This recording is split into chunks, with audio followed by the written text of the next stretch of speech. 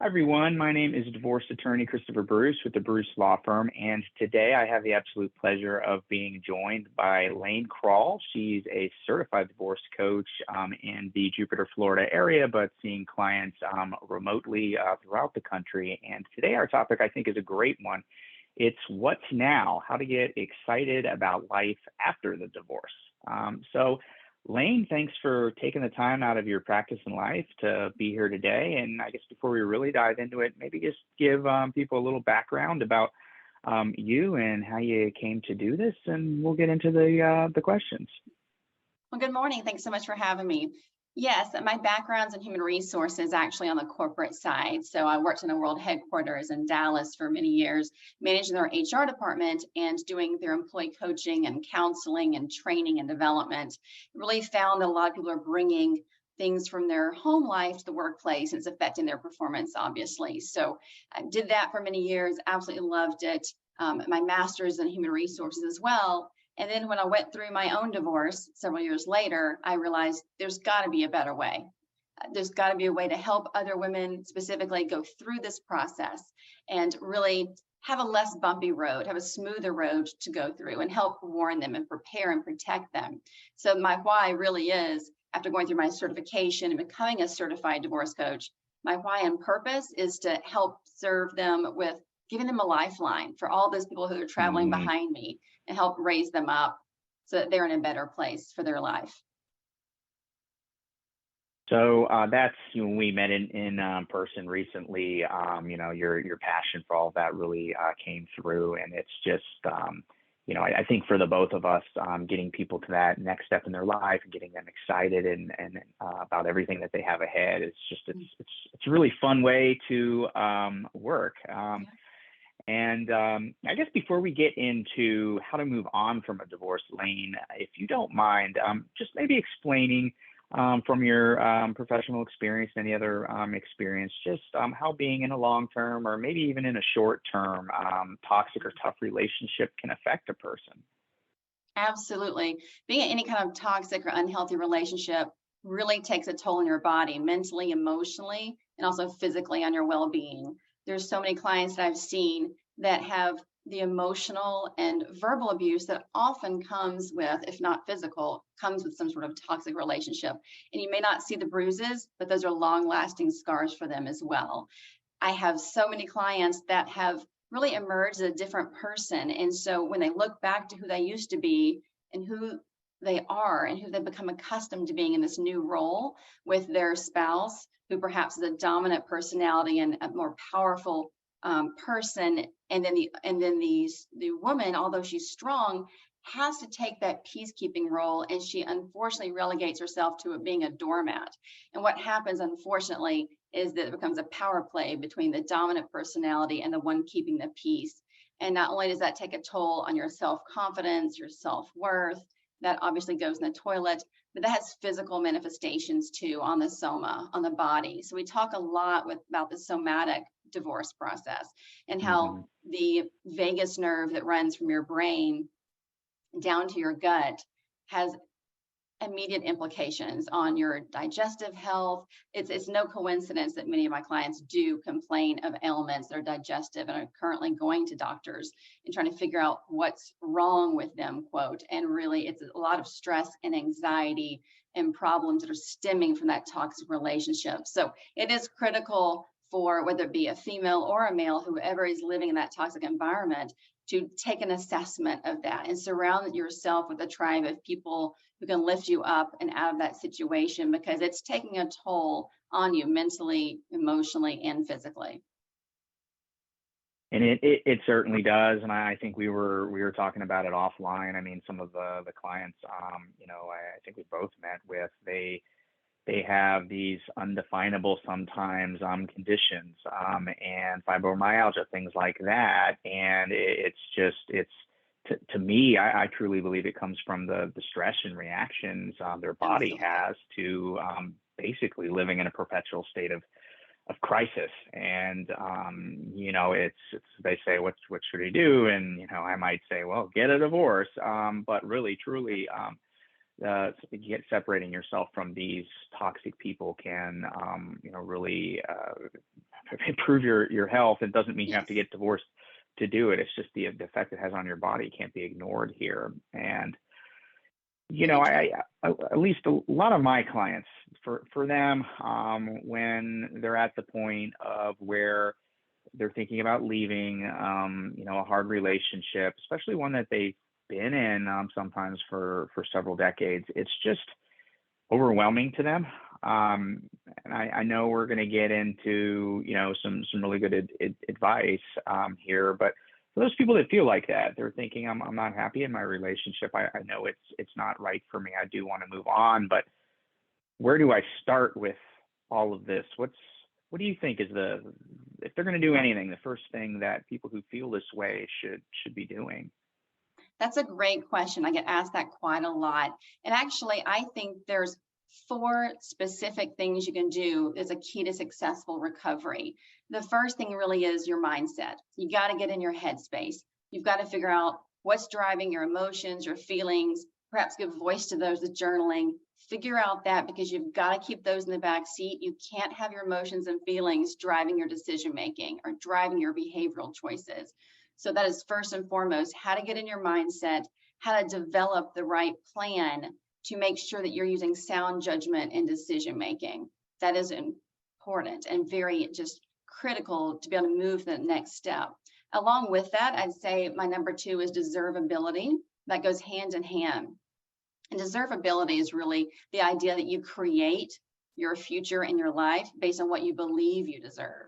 So people either have a high power of deservability or a low. Low obviously means that perhaps you're thinking that this is happening to me. You're in victim mode, that I cannot impact my life. This is my lot in life.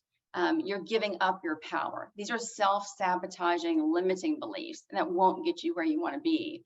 Versus high power of deservability, and recognizing that in your life means you have that internal locus of control, that you can make a difference, that you can change and turn things around. And you acknowledge that and realize that for your deservability. And that's how you plan and work your plan to get to your goals. And then the third one is self-awareness. I work with my clients to develop their self-awareness of their unique talents, their skills, their abilities. What are their dreams? What are their goals? They're their sovereign self now versus part of a partnership anymore. So we really work together to talk about what are your individual goals, things that you want to do for quite a while. How do we get you there? And self-awareness has to be partnered with number four, which is action. You got to get up and move. You have to make something happen. It's easier said than done. I understand. I've been there. But getting up and moving and working your action plan makes all the difference in the world, obviously, of getting there. Because if you don't have your actions aligned with your goals, well, then even as sailors know, if you're just 1 degree off, right, with your navigation, you're going to end up in a totally different place. So those four things together are the keys to successful recovery and moving on. That makes a lot of sense to me. And I mean, you're using the words goals and what you were just saying. And, in my practice, if somebody hasn't worked with somebody like you yet, we tell them, hey, look, you need to get a vision for what you want your life to be like. If, you don't know where you're going, I mean, how are we going to get you there? And I stole that quote from probably a few famous people. But I mean, just in your opinion, working with your clients, how important is it for them to develop a vision of what they want their life to be, or their goals early on in the process? Absolutely. Visualization is something you can do from the very first point of contemplating divorce. Visualization is critical. We really spend a lot of time with that in my practice on seeing where are you now and where do you want to be then, and what's the path to get you there. We take a lot of assessment, kind of a deep dive into your current feelings, your emotions, where you are, your skills, your assessment on again, your self-awareness inventory, and how does that match and align with your goals on that. So visualization, positive thinking, mindfulness, gratitude, prayer, journaling, meditation, all those kinds of things really go hand in hand to help build and practice a high degree of deservability in your life. And visualization is the way to get there. Absolutely.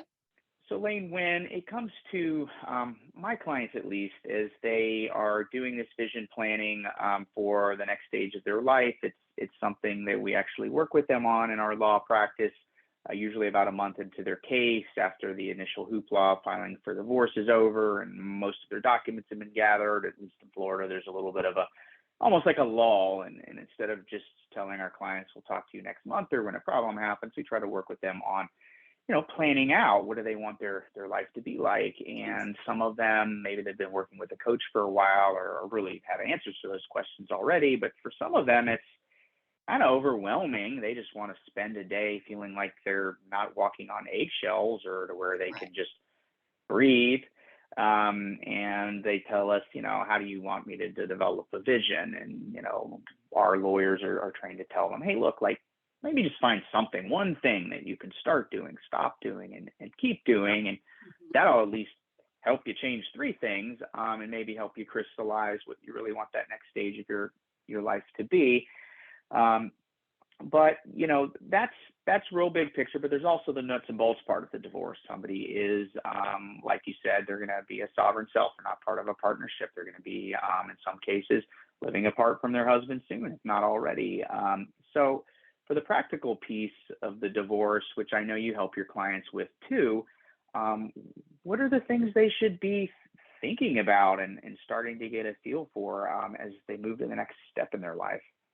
Yes, absolutely. There's definitely things to stop, to continue doing, and also to start doing. So let's start with the stop. First of all, stop self-flagellating, stop flogging yourself, stop worrying about the fact that you're blaming yourself or ashamed. Give yourself grace. First of all, you're in the most emotional time of your life. You're the most vulnerable, and you're trying to make really sound, critical decisions for you and your family. So that can be extremely difficult and stressful situations. So give yourself grace with that. Stop blaming yourself. Stop blaming even your ex.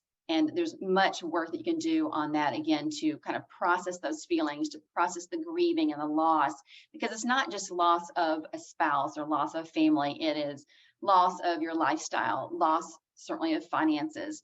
Certainly that will change. Loss of certain social circles. So that is one thing you need to think about is kind of stopping that, and instead of giving yourself grace as a gift. Secondly, as far as keep doing, is certainly keep doing the things that you value and they're important to you and your family. It's easier said than done, but get out there, grab your friends, try to be involved in the community, try to make sure you have your tribe around you.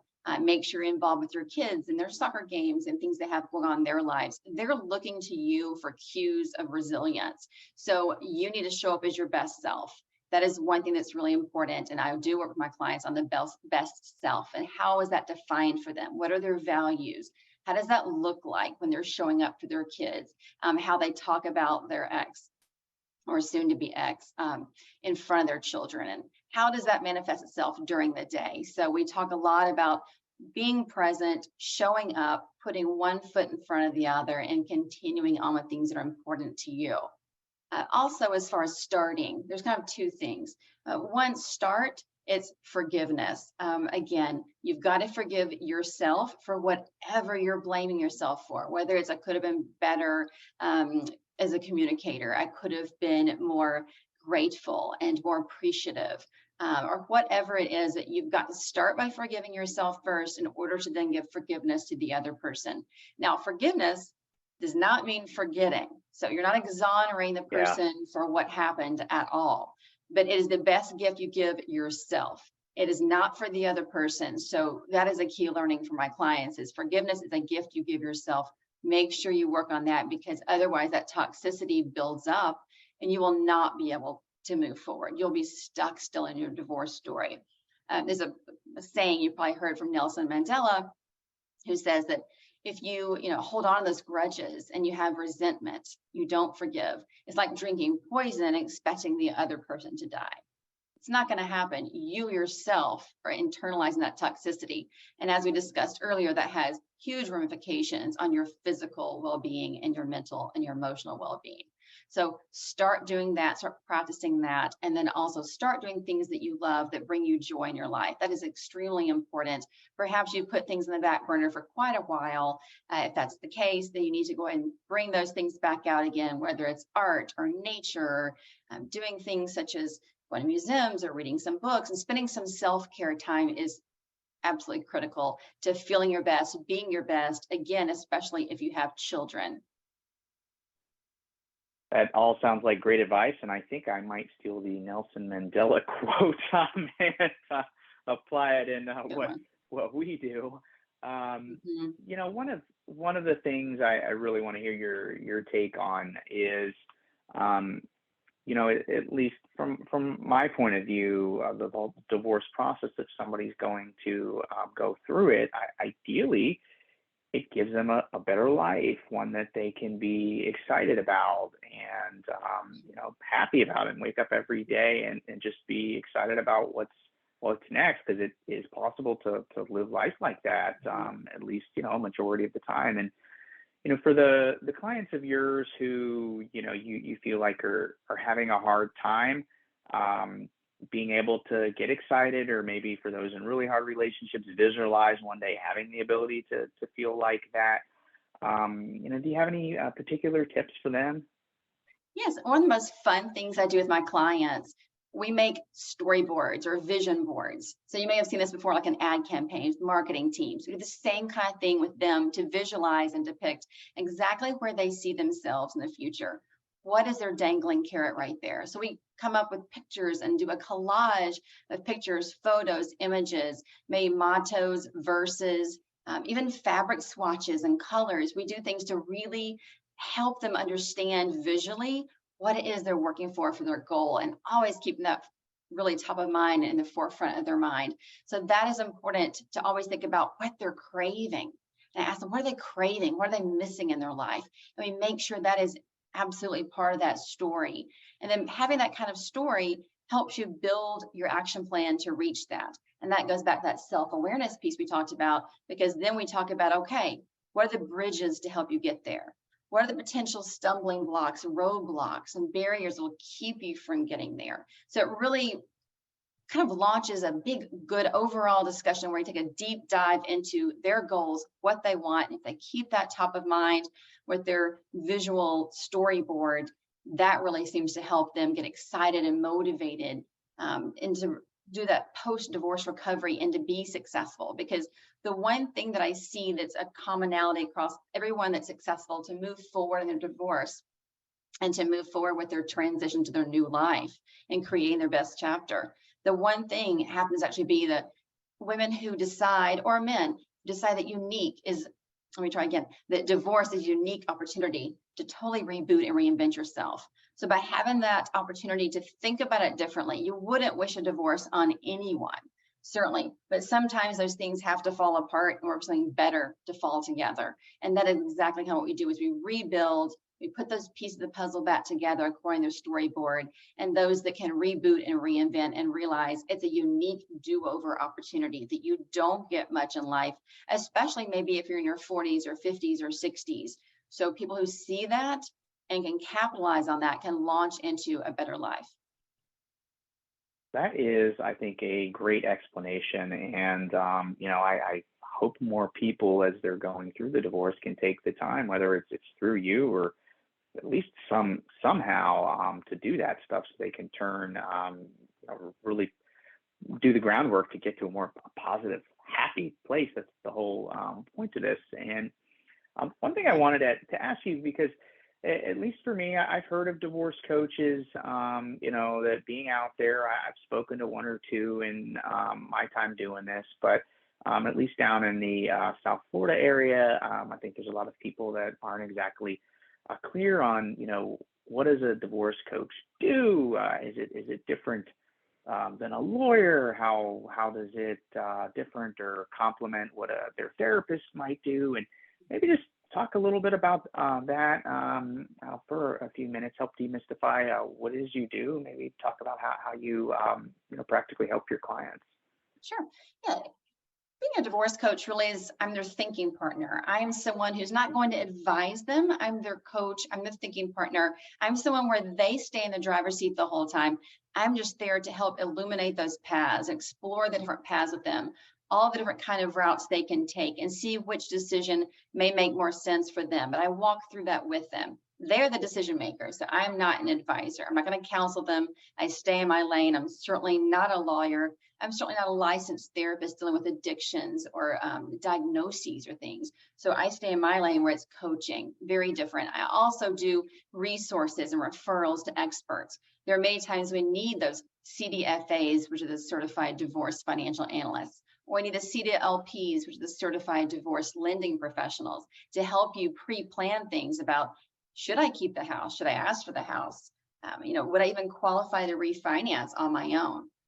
There's so many things to think about from a financial standpoint that I will go out and refer them out to CDFAs, CDLPs.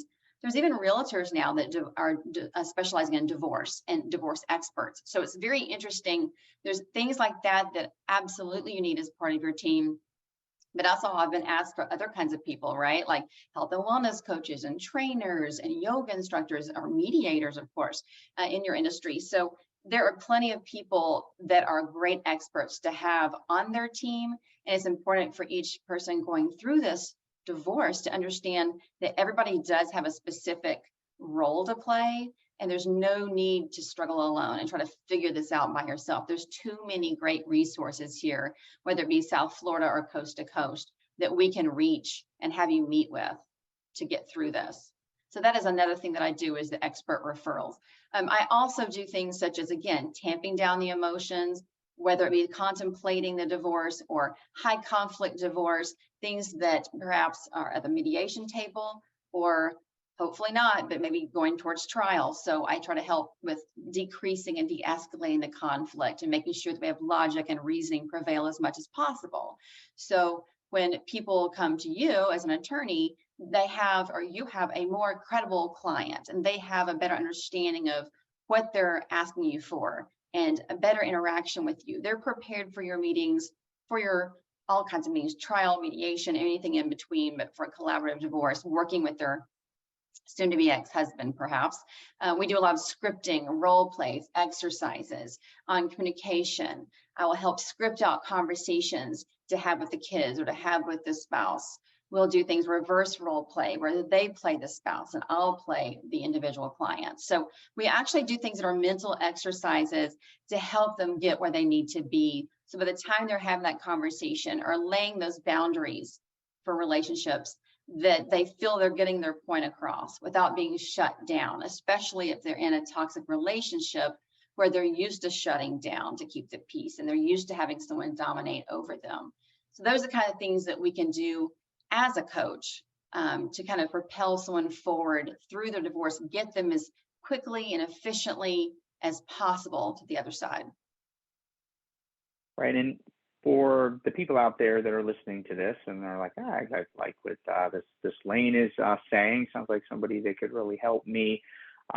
Maybe just speak for a minute about what's the ideal time for them to be getting in touch with you if they're contemplating a divorce. Like, is it before it starts? Is it when they hire the attorney? Are you more of helping people afterwards? I mean, I know the answer to those questions, but you can just help people understand that. I think it would be helpful.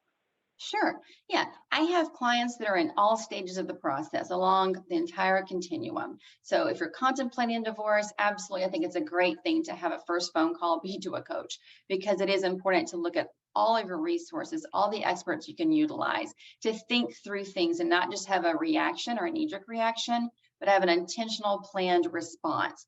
Whether that's responding to your ex who said, we think we should look at this, whether it's your own self who's picking up on some red flags or pink flags we need to talk about, but really getting in touch with your feelings, your emotions, your goals, what are your needs that are being met and not being met, and so forth. So contemplation absolutely is a great time to build me in the process on the get-go, as well as obviously right in the middle of the process when some people come to me, they'll say, I've got a high amount of anxiety, I'm completely stressed out, I'm overwhelmed, exhausted, my self-confidence is way down.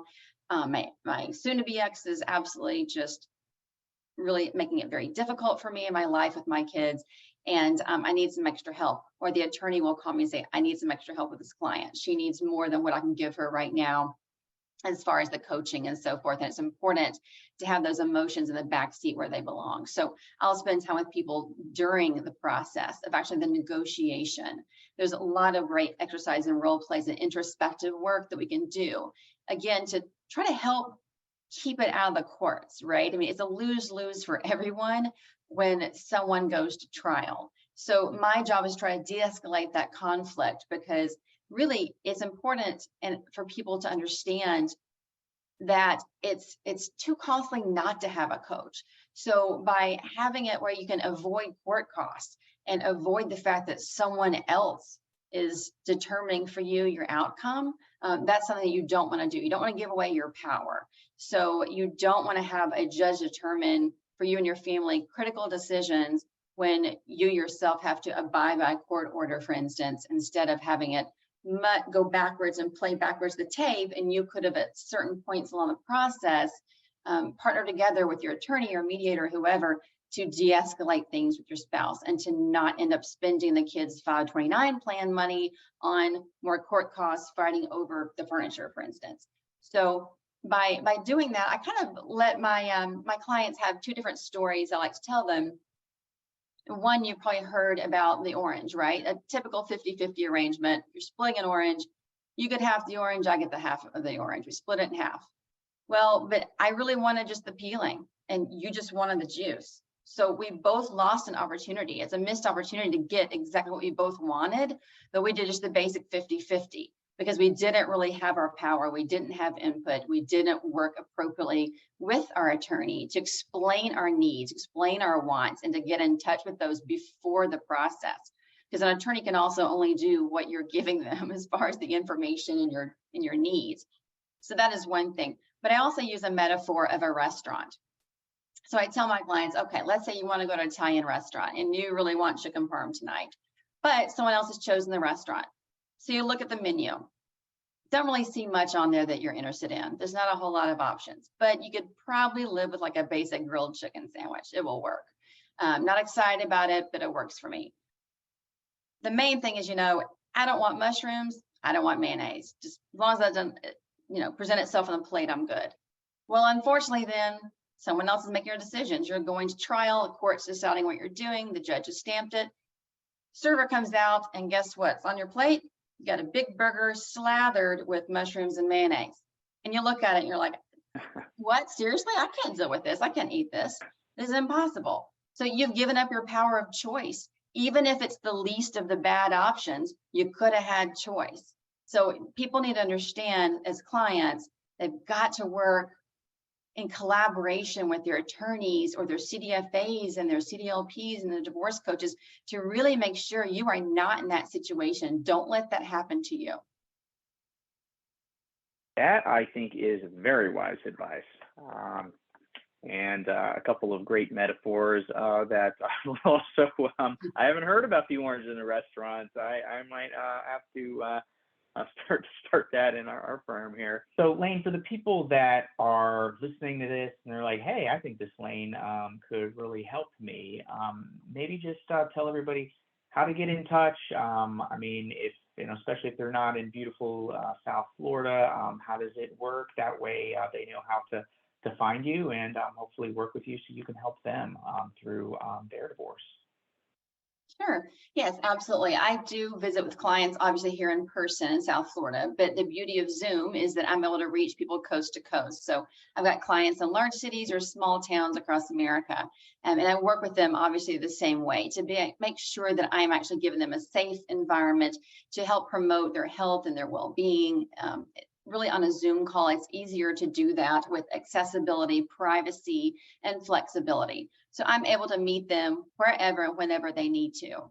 So that includes people who might need to do that on a lunch break and behind a closed door at their work environment, and they call me in, and that's when we have their meeting. Or when the kids are tucked in bed at night, there's a stay-at-home mother perhaps that enjoys me at the evening time, or it might be a dad who needs me after a soccer game on the weekend, and we'll do a Zoom call then. So I really think it's important to meet moms and dads during their crazy schedule they have. I've been there, I've done that.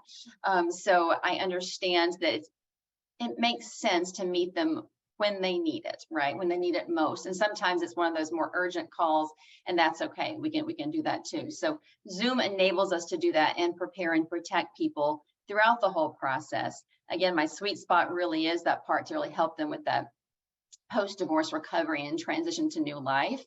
And that should not have to wait. That should not have to wait for us to make an appointment in a few weeks. So instead, I want to make that immediately when they're ready. And as soon as they decide they're ready to hire a coach, it makes sense to start their process, to work through their plan and to do those storyboards and visualize their life. And I tell them, you've got to let go of that life that you had planned for you and your family. Instead, you're planning your new life that you want.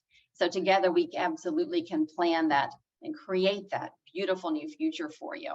People can reach me at my Now and Then practice, which is nowandthencoaching.com. They can also book an appointment directly at nowandthencoaching.com/book appointment, or even email me, as you'll see on the website too, which is lane@nowandthencoaching.com. Well, perfect, well, Lane, and we'll get all that information up. We'll also have it linked in the show notes. And thank you for your time today. I think this is it's been fun to do, and you've got a lot of great advice. Thank you. I appreciate you having me.